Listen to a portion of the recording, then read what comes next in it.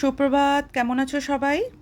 আজ ব্রেকফাস্টে বানাচ্ছি সুজি চিড়ের ধোসা, আর সাথে বানাচ্ছি এটা বিটরুট ভাজি, যেটা আমি রুটির সাথে দেব। ব্রেকফাস্টের জন্য আমি এটাই বানিয়েছি। আমার কর্তামশাই পছন্দ করেন ক্রিস্পি ধোসা, আর ছেলে পছন্দ করে সফট ধোসা। তাই ছেলের জন্য একটু সফট করে ধোসা বানিয়ে ওকে ওর লাঞ্চ বক্সটা আমি প্যাক করে দিচ্ছি। এর সাথে ও টমেটোর চাটনিটা খেতে খুব পছন্দ করে, তাই জন্য একটু ভরে টমেটোর চাটনি দিয়ে দিলাম, আর ফ্রুটস দিলাম আম।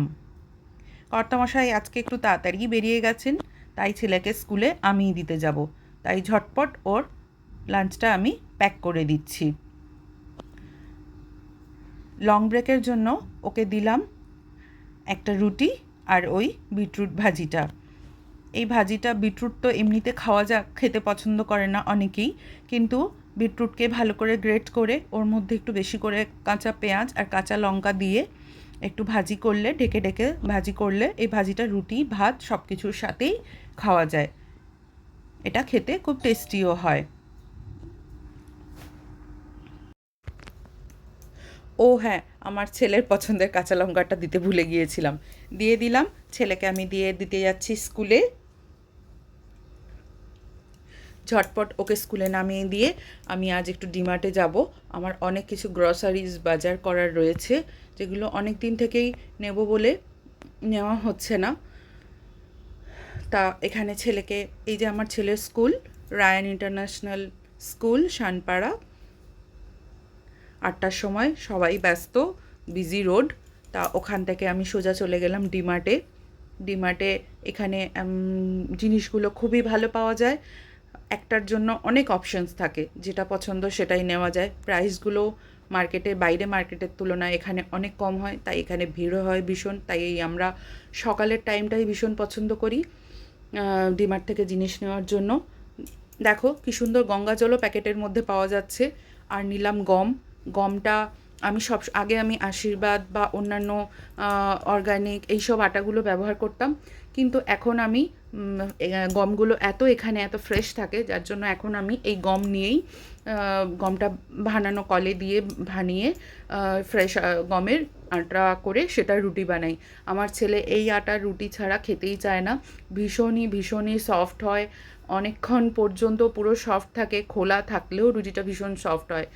আর এই যে কি সুন্দর বিরিয়ানির চাল, এখান থেকে আমি দুটো মাশরুমের প্যাকেটও নিয়ে নিলাম, দুধ নিলাম, দই নিলাম। এই দইটা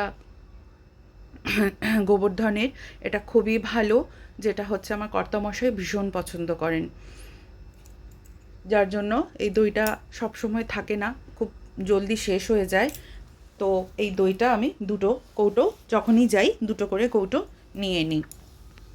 ঝটপট আরও যা যা প্রয়োজনীয় জিনিসপত্র রয়েছে সেগুলো ঝটপট করে নিয়ে নিলাম, কারণ বাড়িতেও কাজ রয়েছে, বাড়িতে তাড়াতাড়ি ফিরে যেতে হবে।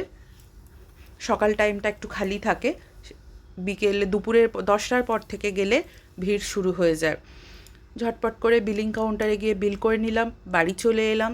বাড়ি এসে রান্না বান্না বসিয়ে দিয়েছি, ভাত, ডাল, একটা সবজি আর এই মাছ, দুরকম করে আলাদা করে মাছটা বানানোর মতো টাইম ছিল না, সেই জন্য দুটো মাছকেই একসঙ্গে দিয়ে দিয়েছি।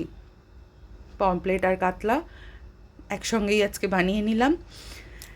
খেতে ভালোই হয়েছিল, পমফ্রেটের টেস্টটা কাতলা মাছের মধ্যেও ঢুকে গিয়েছিল, যার জন্য খেতে খুব টেস্টিই হয়েছিল। যাই হোক, এই গেল। আপাতত সাথে থেকো, পাশে থেকো। ভিডিওটি ভালো লাগলে লাইক করো, আর সবাই ভালো থেকো। টাটা।